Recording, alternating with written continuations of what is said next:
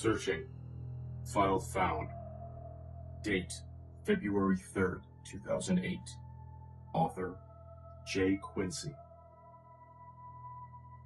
You wouldn't be able to tell an object just by looking at one. They can be anything from a sword to a thumbtack. The problem is getting them. Once you enter the holder's world, your life is fair game. What they can do to you is more awful than can be described. However, it is important to remember that it doesn't always follow the formula. Some holders never give you a chance to win your prize. Some objects can't be touched. Some seekers cannot exactly be called human. There are exceptions to every rule. The more I read about the Seekers, the more I began to see why the man from before was serious. They are all off in some way. What I at first mistook for being simply unsociable was much more than that. They were obsessive about seeking and completely unpredictable. They hardly trusted each other, constantly lied, and were often traitorous than they were generous. Yet this was not nearly as startling as the turnover rate of seekers on this site. Some of them would be regulars for months before suddenly vanishing mere days after they supposedly retrieved an object. If that person was popular, the disappearance would be sometimes discussed. Otherwise, they retreated if they never existed in the first place. The common disappearance of seekers here was matched only by the arrival of curious newcomers. The seekers risk their lives for the objects. Why do they put themselves through it? I'm driving to meet the seeker in Central Park. He would only identify himself as Thompson, and that he could help me find the woman known as Snow White. I arrive at the park shortly before sunset, stepping out of my car carefully and scanning my surroundings. There isn't anyone I can see from here except a few women walking their dogs. The silence here puts me on edge. The man's mannerisms over the phone before had been creepy enough to make me watch my back. As I make my way down the path into the park, I spot a shadow on the park bench, hunched over. Somehow, I know this is the right person. The chill that runs up my spine reminds me of the phone call. "Thompson?" I ask, approaching cautiously. Rather than confirming, he looks up and asks, "Are you Eric?" I nod. He straightens his posture. "Ask me what I know about Snow White." I'm caught off guard a little. What a strange thing to say. "What do you know about Snow White?" "I was the one she was following last week." He starts like a storyteller. "She followed me to work, to school. She stood outside and stared at me through the window. She tried to get closer to me, and I ran. I didn't know what she wanted. She would follow me everywhere." I listen, still puzzled. He's very calm, a little too calm, but there is an air of uneasiness about him. Even though he shows no emotion, it feels as if there is a dangerous energy just under the surface. "I asked around, talked to a few other seekers. I found some others that had been followed by Snow White. One of them, the most recent one, was a guy that gave me the pendulum. Right after he gave it to me, she stopped following him and started following me. And the same thing happened with the person who gave him the pendulum. So I gave mine away to another seeker. She stopped following me. Ask me about the pendulum." I pause for a moment. The calm way that he asks it makes me even more uneasy. "What's the pendulum?" "An object. We couldn't find many stories about it. We don't even know which holder the first guy got it from. The objects again. What does she have to do with them anyway? So ask me why Snow White would be following the Seekers with the pendulum? Thompson is starting to disturb me. I clench my fists a little to let the feeling pass. Why would the woman be following Seekers with the pendulum? Who knows? I feel like I'm about ready to punch him or run away, but neither feeling wins out over the other. I'm having difficulty keeping up, but allow him to continue. I gave it away pretty quickly when I found out she was after it. I didn't tell him about Snow White. We want to keep it secret, so we always have someone to give it away to. Ask me how you can find the pendulum. My nerves had had enough. Would you stop doing that? His foot shoots out and cracks against my ankle. With a sharp cry, I tumble to the ground, gripping my ankle, and Thompson steps on my neck. The fierce look on his face makes him look like a wild dog about to start foaming at the mouth. Don't you tell me what to do, you brat! I struggle with the boot, but my efforts are futile. I'm alone with him here, and no matter how much I try to cry out, I can only rasp faintly. Suddenly, he lets up his foot, and I buckle over, coughing and clutching at my throat. When I look at him, I see something incredible. How did his face get so stained with tears in such a short amount of time? He sits back down on the bench and puts his head in his hands. He's crying like he's just lost a family member. After a few minutes of silence, he raises his head and looks at me with red eyes.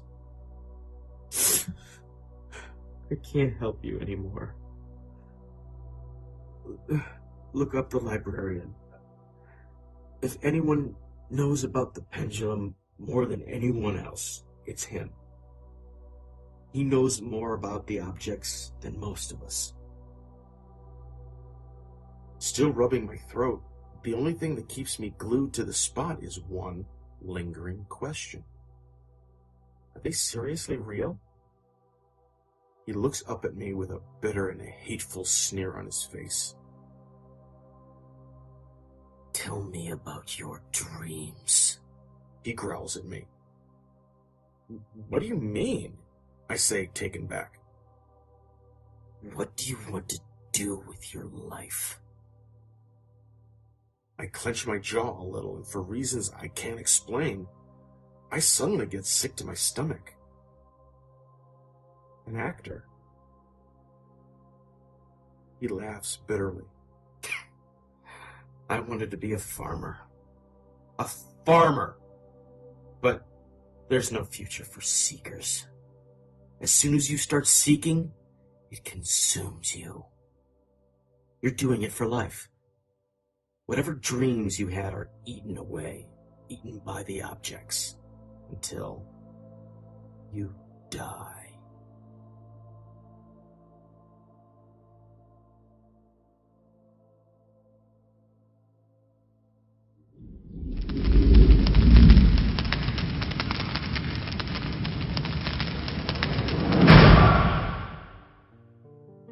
Searching. File found. Date: April 18th, 2008. Author: J. Quincy. When objects are in the hands of seekers, any number of things could happen to them. They'll trade hands sometimes or even get lost. When this happens, oftentimes they'll either somehow find their way back to their owner or wind up back with their holder. Most of the time, seekers will hang on to them obsessively. Even for those seekers that seem to retain their sanity after getting one, the pendulum will always swing back. They will start to change. The addiction takes hold of them, and as they become disconnected from the world around them, they form a bond with their object. Every now and then, you will hear strange stories of seekers vanishing unexpectedly, with no one having any idea where they went. If you dig deep enough, you may discover that there are often power outages around the areas they lived at the time of their disappearance. When this happens, a new holder has been born. At some point, I should have given up. I'd gotten myself deep into something I didn't fully understand, out of pure curiosity. At what point should I have just stayed home? Yet every time I dwell on it, I can't bear the thought of returning to my former life. Every day was the same, repeated over and over. I came to New York with dreams that were not being realized, and as a result, I was falling more and more into a spiral of monotony. I told myself from the moment I got involved that I wouldn't stop until I had all my answers, and I still had not changed my mind. Even after meeting with Thompson, I had to dig deeper. It was the only thing I could do. What did the message "save me" mean? Was she even in trouble? What was she after? To get those answers, I'd have to find the librarian. He is well known in the seeker community as a researcher who spends most of his days gathering information about the objects and holders. As it turns out, he's not very popular. The seeker's favorite nickname for him ranged from wannabe seeker to coward. He lives in Boston, which is several hours away, but if I must, the drive wouldn't bother me. In the meantime, I had to admit that my curiosity became almost obsessive when I began to look at some of the holder instructions. These instructions have been gathered from various sources, most of which are questionable at very best, but I've been told this is how it is intended to be. No matter how much I ask, these seekers simply can't prove for sure that the objects really exist. Part of what makes them so enticing is that, despite this, any person could go into a certain place, ask to visit a holder, and undergo a test to earn an object. As far as most of the objects went, it was that easy to start, and then you would know for sure. All of my other questions had to take a back seat to the most important one. First, I had to know if they were real. I had to find an object for myself. In any city, in any country, go to any mental institution or halfway house you can get yourself into. The instructions I have now are clear on what I have to do for this object. I'm standing outside a mental hospital in Hartford, the notes on the paper quivering slightly in my hand. Why am I so nervous? All I have to do is go in, ask for the holder, and walk out feeling embarrassed. The clerk will probably just give me a funny look, that's all, but what if that's not what happens? I creak open the door slowly and make my way to the front desk. My heart is pounding in my ears, and I almost have to remind myself how to walk. The woman at the front desk is staring at me like I'm a patient that had wandered loose, so I try to avert my gaze as I reach the front desk. May I help you? She asked monotonously. It's too late to go back now. May I speak to the holder of change? It takes a moment for the words to sink in, and she begins to raise her eyebrows, like I expected. But she freezes, and her pupils dilate. Her whole frame seems to shrink, and her face becomes expressionless. I can hardly breathe, but she lets out a sigh that seems to last for minutes. Then, slowly, she walks to the door of a broom closet and opens it before walking down a hall. It must be a joke, some elaborate prank that the clerk was in on. She reacted exactly as the instructions said she would. There was no way this was circumstantial, right? I stepped into the broom closet and shut the door tight. It was the only way to know for sure. There was no way the next part could be set up, no matter how much the pranksters prepared. I would open the door back into the mental institution, and the clerk would simply laugh at me while I stalk out of the building shamefully. That's how it would go. Taking a deep breath, I turn the handle of the door and open it back up.